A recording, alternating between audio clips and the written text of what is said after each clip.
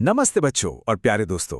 आज की इस खास प्रस्तुति में हम एक बहुत ही प्यारी लेकिन दिल छू लेने वाली पुरानी कथा सुनेंगे। हमारी आज की कहानी का नाम है वफादार नेवला और घातक जल्दबाजी। आइए इस दिलचस्प कहानी की दुनिया में एक साथ चलते हैं। जरा आराम से बैठ जाइए और एक गहरी सांस लीजिए, क्योंकि हम एक ऐसे पुराने समय में जा रहे हैं जहां एक छोटी सी जल्दबाजी ने सब कुछ बदल कर रख दिया था। तो कहानी शुरू होती है बहुत दूर बसे हुए एक छोटे से गांव से। वहां देव शर्मा नाम का एक ब्राह्मण रहता था। एक दिन उनके घर में बहुत सारी खुशियां आईं जब एक प्यारे से बेटे का जन्म हुआ। और पता है, बिल्कुल उसी दिन उसी घर में रहने वाली एक नेवली ने भी एक छोटे से नेवले को जन्म दिया। ये दोनों ही नन्हे जीव एक ही छत के नीचे बिल्कुल एक ही दिन इस दुनिया में आए थे। है ना कितना अनोखा और प्यारा इत्तेफाक। भाग एक, दो प्यारे बच्चे। इस तरह घर में आ गए दो नन्हे मेहमान। देव शर्मा की पत्नी स्वभाव से बहुत ही दयालु और ममता से भरी हुई थी। उसने अपने छोटे से बेटे को तो ढेर सारा प्यार दिया ही, लेकिन उस अनाथ छोटे नेवले को भी बिल्कुल अपने सगे बच्चे की तरह ही पाला पोसा। वो छोटा नेवला हमेशा उस बच्चे के आसपास ही रहता, उसके साथ खेलता। धीरे धीरे उन दोनों के बीच एक बहुत ही गहरा प्यार बन गया, बिल्कुल वैसा ही जैसा दो सगे भाइयों के बीच होता है। लेकिन एक माँ का दिल तो माँ का ही होता है ना। उसके मन में हमेशा एक दुविधा सी चलती रहती थी। एक तरफ तो वो बहुत खुश होती थी, जब भी दोनों बच्चों को साथ खेलते देखती उसका मन खुशी से भर जाता। पर दूसरी तरफ उसके दिल के किसी कोने में एक छिपा हुआ डर भी था। वो सोचती थी कि आखिर है तो ये एक जानवर ही, कहीं नासमझी में या अपने जंगली स्वभाव की वजह से ये मेरे प्यारे से बेटे को कोई नुकसान ना पहुंचा दे।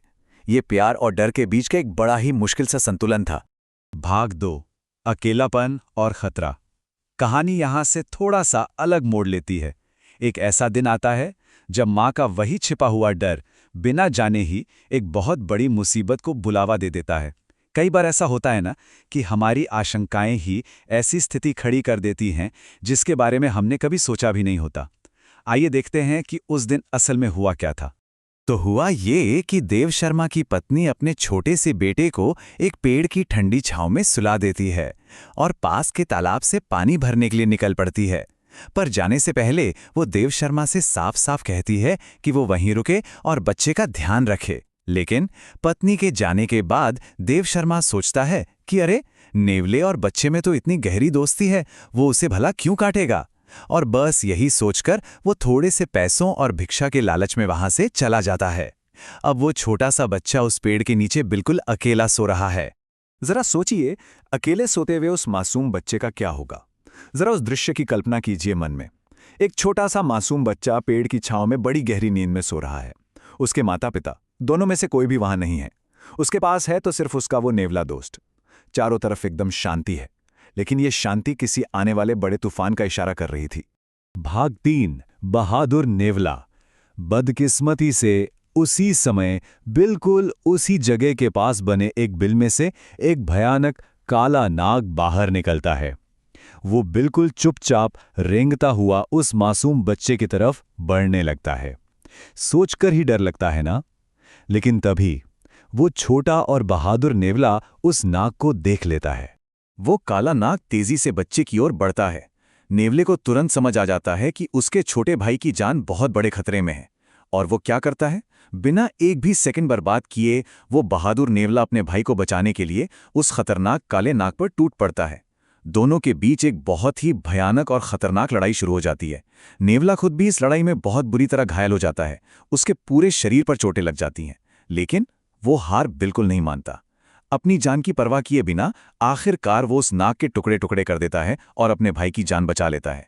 उस बड़े से सांप को मारने के बाद वो छोटा सा नेवला बड़ी ही खुशी और उत्साह के साथ दौड़ पड़ता है। वो उसी तरफ भागता है जहां मां पानी भरने गई थी।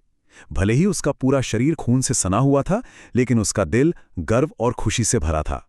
उसने अपनी छोटी सी मासूमियत में सोचा कि जब मां को पता चलेगा कि उसने कितने बड़े खतरे से अपने भाई को बचाया है, तो वो उसे खूब शाबाशी देगी, उसे गले से लगा लेगी। भाग 4, एक बड़ी भूल। लेकिन यहीं हो जाती है एक बहुत बड़ी भूल और हमारी कहानी एक दुखद मोड़ पर आ जाती है। कभी कभी ना जो चीजें जैसी सामने से दिखती हैं वो असल में वैसी होती नहीं हैं, और जल्दबाजी में लिए गए फैसले तो अक्सर सब कुछ तबाह कर देते हैं। माँ के मन में जो सबसे गहरा डर छुपा था ना, वो अब अचानक से बाहर आ गया। जब उस माँ ने नेवले को अपनी तरफ दौड़ते हुए देखा और उसके पूरे शरीर पर खून लगा हुआ देखा, तो उसका वो पुराना डर एक बहुत ही भयानक सोच में बदल गया। उसने कोई सवाल नहीं पूछा, कुछ भी नहीं सोचा। उसके दिमाग में बस एक ही बात आई कि जिस बात का मुझे डर था वही हुआ। इस जानवर ने मेरे बेटे को मार डाला है। और फिर वो हुआ जिसे कभी बदला नहीं जा सकता था।